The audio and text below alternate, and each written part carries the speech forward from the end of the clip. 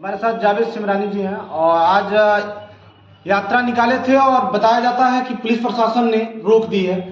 क्या वजह था सर, पुलिस प्रशासन आपको रोक दी है? वजह बिल्कुल साफ है।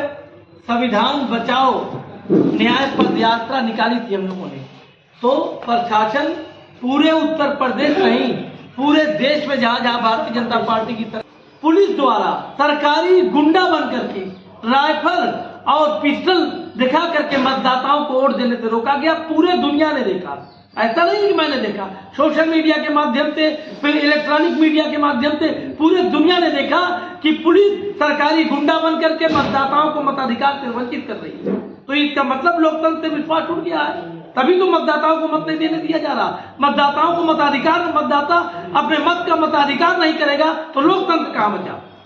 आप लोग आरोप लगाते रहते हैं कि ईवीएम को लेके सरकार जब करती है आप लोग जीत जाते हैं, कहते हैं एकदम सही है। आज जब हार जाते हैं कहते हैं आप ईवीएम में गड़बड़ी है। हम हारे कहाँ? अभी तो पिछले दिनों लोकसभा का चुनाव हुआ है, इंडिया गठबंधन 44 सीटें जीता है, 50% से अधिक सीटें, लगभग 55-60% सीट हम जीते, हारे कहाँ है? मगर ईवीएम बेईमान है, ईवीएम गलत है, ईवीएम सेट हो जा रही है, ईवीएम हैंग हो जा रही है। ईवीएम इस देश में अगर लोकतंत्र को बचाना है तो ईवीएम को हटाना पड़ेगा। हम तो जीतने के बाद भी कह रहे हैं कि ईवीएम खराब है। आप लोग बार बार आरोप लगाते हैं, आखिर वजह क्या है कि जब जब कोई भी चुनाव हो आप लोग ईवीएम पे ही निशाना साधते हैं? आप लोग वजह क्या है? महाराष्ट्र में आपने नहीं देखा, उन्होंने प्रेस वार्ता करके, एक नेता महाराष्ट्र में प्रेस वार्ता करके पूरे दुनिया की मीडिया बुला के चिल्ला कर कह रहा कि मेरे घर में 12 वोट था और मुझको मेरे बूथ में 2 वोट मिला। तो ये 10 वोट ईवीएम ही तो खा गई। कौन खाया? ये 10 वोट कहाँ गया? छोड़िए देश दुनिया की बात, 12 वोट उसके घर का था, 12 वो एफिडेविट देने को तैयार है कि हमने वोट दिया, मगर निकला 2 वोट। तो ये 10 वोट ईवीएम ही तो खा गई।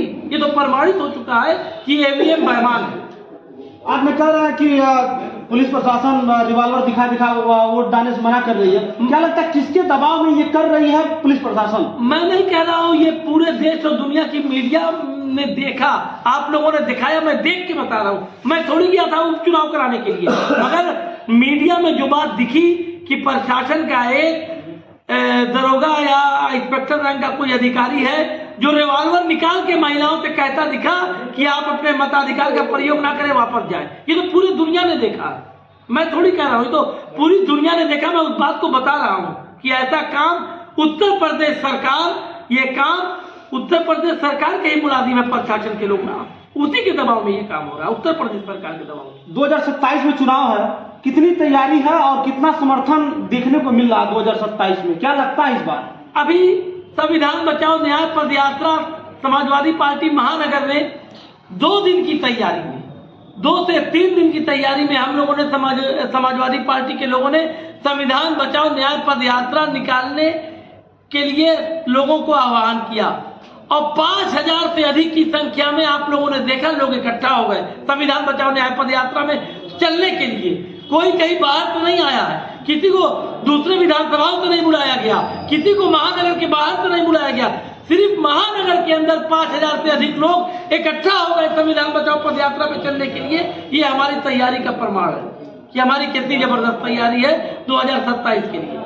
और ईवीएम बेईमान है और उसके बाद भी 2027 में हम इनको करारी हार देंगे। जिस तरह से इंडिया गठबंधन ने लोकसभा में इनको उठा के पटका है, उसी तरह 2027 में भी हम इनको करारी हार देने के लिए तैयार है। और लोकतंत्र को बचाने के लिए समाजवादी पार्टी के समाजवादी साथी और समाजवादी लोग हर स्तर पर उतर कर आंदोलन करने के लिए तैयार है। जिस तरह आप बात कर रहे हैं कि लगता है कि 2027 में आपकी साइकिल दौड़ेगी, जिस तरह पेट्रोल महंगा है उसी तरह लग रहा है कि 2027 में आपकी साइकिल रन करेगी, आधी चलेगी समाजवादी पार्टी इंडिया गठबंधन की।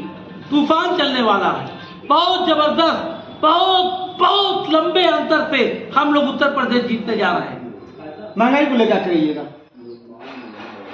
महंगाई, ये सरकार व्यापारी विरोधी सरकार है।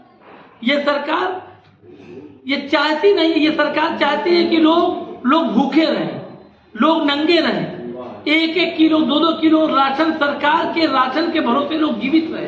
इसीलिए ये सरकार की पॉलिसी है कि इतना महंगा कर दो कि लोग किसी बारे में सोच ही ना पाए। दिन भर मेहनत करने के बाद रात में 1 किलो आटा 1 किलो चावल के ही चक्कर में परेशान रहे। ये सरकार की पॉलिसी है और पॉलिसी के तहत सरकार ने महंगाई को बढ़ाया हुआ है। कुछ लोग कहते हैं कि महंगाई है ही नहीं है, आप कह रहे हैं कि महंगाई है, महंगाई है, कह रहे हैं महंगाई के साथ साथ लोग मजदूरी भी बढ़ा, आप कह रहे हैं महंगाई है। जो लोग कह रहे हैं महंगाई नहीं है, ऐसा तो मेरे सुनने में नहीं कहीं आया। अगर आपको कहीं सुनाई दे रहा है तो 2027 का रिजल्ट और पिछले दिनों हुए लोकसभा का रिजल्ट ने ही उत्तर प्रदेश में बता दिया कि लोग क्या कह रहे हैं। तो रिजल्ट ने बताया है ना, और फिर 2027 में जनता बताएगी। चलिए, हमारे साथ क्रांतिकारी नेता थे जावेद सिमरानी जी। जय हिंद, जय भारत।